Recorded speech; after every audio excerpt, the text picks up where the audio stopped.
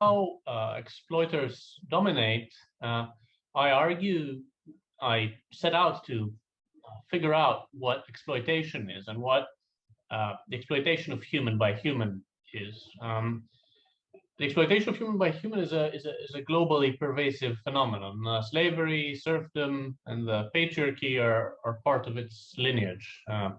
And guest and sex workers, pimping, commercial surrogacy, sweatshops, zero-hour contracts, precarious contracts, organ markets, financialization, and imperialism as some of its more recent manifestations.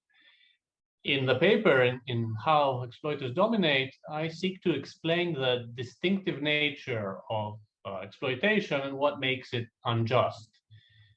In the paper, I argue that exploitation is a form of domination, self-enrichment through the domination of others. On the domination view, exploitation complaints are not fundamentally about coercion, unfairness, or maldistribution. Rather, they're about who serves whom and why.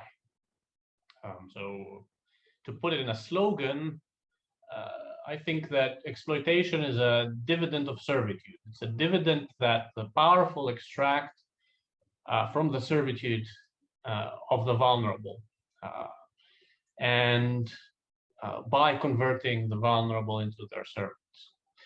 And the paper also argues that this servitude is not just inherent to feudal and patriarchal relations, but also to capitalist relations between genuinely consenting adults.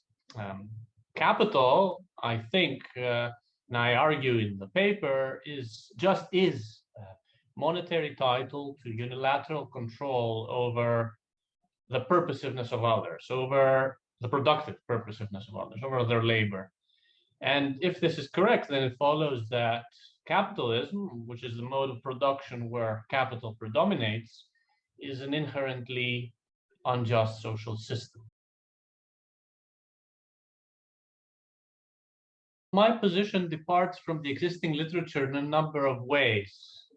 First, the paper uses the domination view to criticize a broadly liberal, let's say, account of exploitation, or social democratic if you're in Europe, one that is also affirmed by many Marxists, to the effect that exploitation is basically an upshot of unfairness or injustice in background distribution. So on the domination view, I think exploitation presupposes unilateral control over alien purposiveness, over the purposiveness of others, and by which I mean the ability to set and pursue ends. And so human labor is, I think, constitutive of that purposiveness, and that's specific to my view, in the sense that humans can't consume the content of their ends, whether that's goods, services, or more generally institutions, without first producing them. The deeper thought here, which takes its cue from German idealism, is that beings with practical reason must themselves produce the conditions of their own freedom.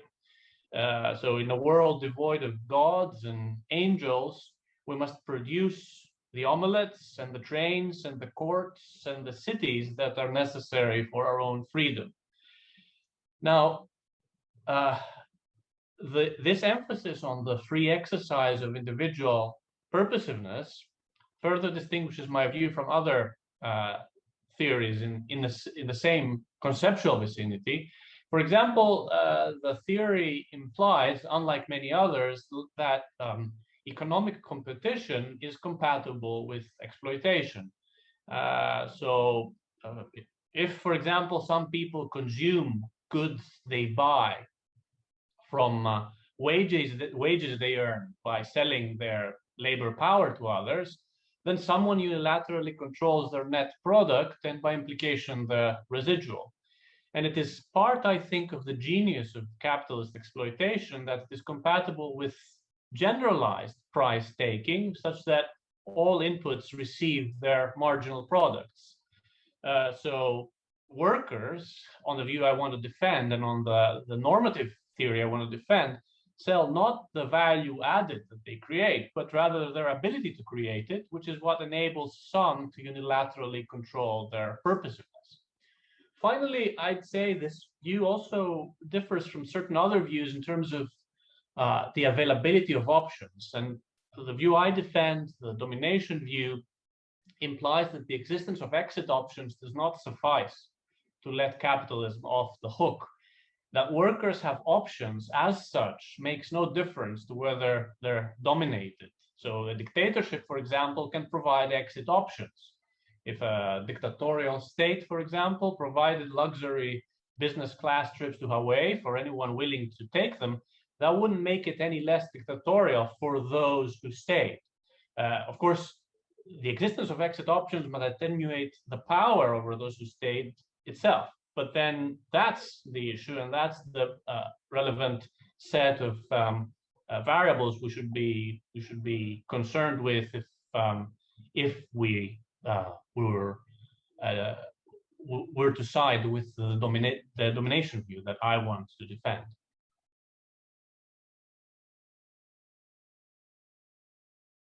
Well, I think most of these ideas have been by now grouped together in a book I've been writing, which is provisionally entitled Exploitation as Domination.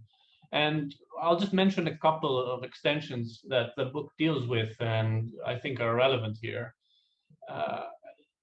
One relevant claim for social theory is that dominators, by definition, make claims. They make claims to unilateral control over alien labor, to surplus labor, and the ability of others to produce it. So exploitation is what happens when an exploiter exercises that claim, so uses her control over the exploitee's alien purposiveness to squeeze out unilateral labor flow, surplus labor.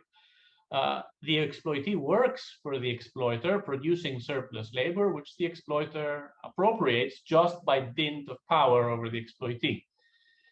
And I think the related idea here is that capitalism is just a specific form of claim to this alien labor. So capitalism, of course, involves extra economic control over economic, not extra economic control over surplus. It involves monetized control over the purposiveness of others.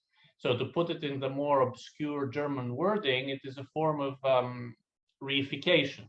So it's unilateral control over the labor of others in a form of a thing, money. So a capitalist is someone with a monetized claim to unilateral control over the labor of others. This language of claims allows us to think of the feudal lords' claims to surplus labor, the patriarchs' claims to surplus labor, and the capitalist claims to surplus labor. And it also helps connect the normative argument of this paper, How Exploiters Dominate, and the book, to central debates in historical sociology. So, for example, it provides a bridge with a debate on the origins of capitalism and the transition from feudalism to capitalism. It also, I think, links up elegantly with questions of justice in international relations and theories of the sociology of imperialism. But these are only some of the dimensions studied in my book, whose main object is, once again, to defend the domination theory and apply it to the institutions of contemporary capitalism, which is on which the paper that I've just spoken to you about only makes a start.